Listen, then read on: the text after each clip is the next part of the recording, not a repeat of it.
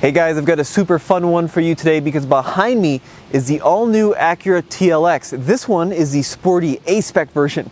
In this video, we are going over all the really cool gizmos on the outside and the inside. We're going to take it for a ride, but more importantly, we're going to give it a puppy score because, let's be honest, none of you really want to look at my ugly mug. You're going to be more excited to see little Blaze over there. Now, Blaze is my 4.5-month-old Bernese Mountain Dog, and you're going to help me in the review. Aren't you, buddy? Yes, because you're very photogenic. Yes, you are. And you're probably a little smarter than I am too. So let's go take a look at the exterior of the TLX, Blaze. Come on.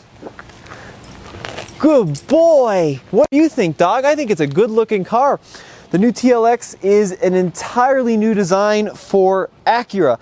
There are some trademarks that are carried over, like the grille, like the headlights, have some MDX, RDX in them, but for the most part, I think it looks better than any other Acura in the lineup. Take a look at what are the cool things they did on the grille. So we've got these little diamond shapes. That's right, dog. And you can see they carried them over here into the center panel. Hang on, the puppy's eating my mic cable. No, no, no, no. You can't do that. The people will never hear me, which is probably a good thing for the people. But you can see they carried over these little diamond designs here into the actual Acura plate. I like the full LED headlights. They're pretty squinty.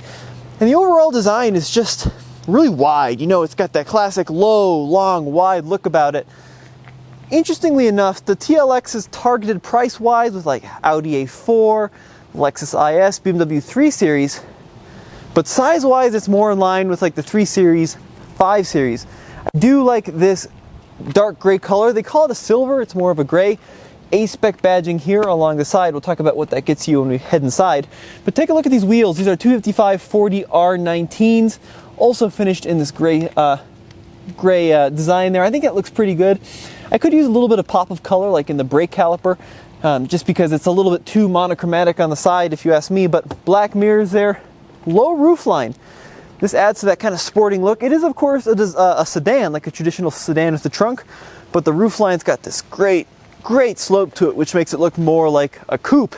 In the back here, really prominent deck spoiler. And I think the back end is the best part of the overall design. I really like these new tail lights. I think they're just super sleek looking. I like how they kind of mold themselves into the trunk here and then out into the fender. Really just a cohesive design here. Backup camera in the Acura logo. And this one is the SH all-wheel drive, or super handling all-wheel drive spec, which means it's just like little Blaze here. It's got all-wheel drive. That's right, so not only is it good in the corners, but it'll be able to tackle the snow. Probably not as good in the snow as he is, but it should be okay. Big chrome exhausts here. This is not the Type S, so there is a faster version coming with 355 horsepower. But speaking of power, let's head under the hood. This TLX is equipped with a 2-liter 4-cylinder turbocharged engine. And this is a huge upgrade over the previous generation's base engine. Now, the old TLX had like a 2.4 liter NA engine. I think it made 206 horsepower. This one, in turbocharged form, 272 horsepower, around 280 pound-feet of torque. So huge power upgrades over the previous generation of TLX. You can see it is transversely mounted here. But yeah, it's cool. I mean, I appreciate you can get this engine in all-wheel drive. Just because up here in Colorado, that's a huge deal when it comes to tackling the winter weather. 10-speed automatic transmission as well, so you can roll through those gears with the paddle shifters. Now let's head on inside and see what the new interior is like. This is my Lion King moment. There you go, buddy. You're a good boy. All right, let's see what you think of the back seat, dog. Hang on, you're gonna snag the mic. All right, what do you think of it back there? You seem to fit pretty well. I'll be back there in a sec, buddy. I got to take a look at the front seat first. That's what the viewers care about. No, no, no, no. Stay back there. Good boy. Now, the interior of this new TLX is a huge upgrade over the old one, I'll tell you what. It's very sporty looking. I mean, a lot of organic shapes here, not a lot of 90-degree angles, not a lot of flat surfaces either. It's pretty much all rounded and curvaceous and a bunch of different materials throughout here. I like the red stitching that contrasts the black dashboard. But we got to talk about these seats. Kind of the wildest part of the interior on this. This is a suede and a leather seat. You can see red against the black. It's either going to be something you really love or really hate. Here in the Type S, we have the sport seats. They seem to do a pretty good job of holding you in place. Uh-oh. What are you doing, dog? We're going to talk about infotainment. That's not really your area of expertise. You're more into sticks and lakes. But anyways, the infotainment screen in the TLX is 10.2 inches. It's a big old screen. Take a look at that. Let me boot it up here. Kind of a cool animation as you go and start it up, but unfortunately it's not a touchscreen display. It's actually all driven down here through this little touchpad, and they kind of took this from like Lexus, and I kind of wish they didn't, because I'm not a huge fan. But you can see here, this little touchpad, it's just hard to use, not all that intuitive. I am glad that they gave you a proper volume knob. This is a really big deal. You know, some Honda products of the past have gone with touch-sensitive volume controls, but not this one.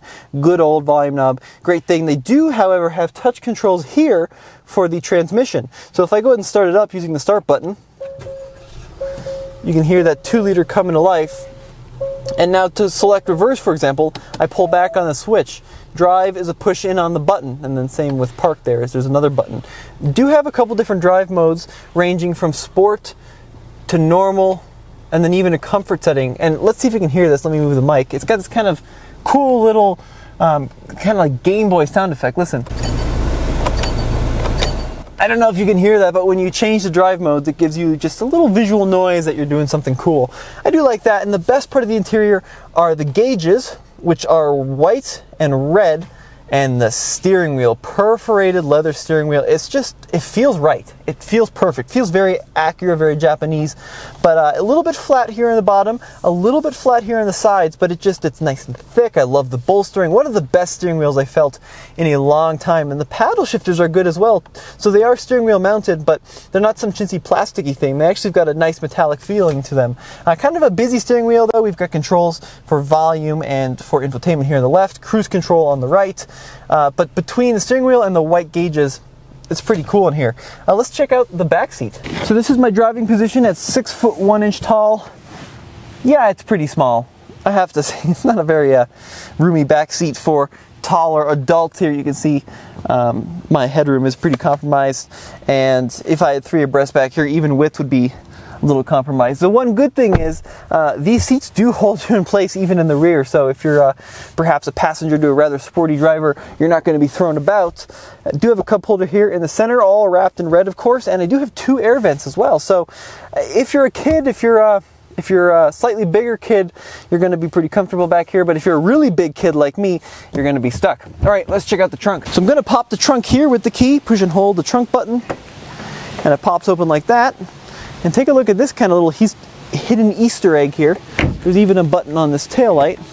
I can pop it open like that as well. It is a traditional trunk, which feels kind of unusual in modern day life, because so many cars are crossovers or some kind of, you know, weird hatchback thing. This is a proper old school sedan with a fairly large trunk back here. You do have a little bit of underfloor storage as well, but the seats are one area I'm not a big fan of. So to fold the seats, you have to pull these releases in the trunk, and then you have to go around the side to actually lower the seat.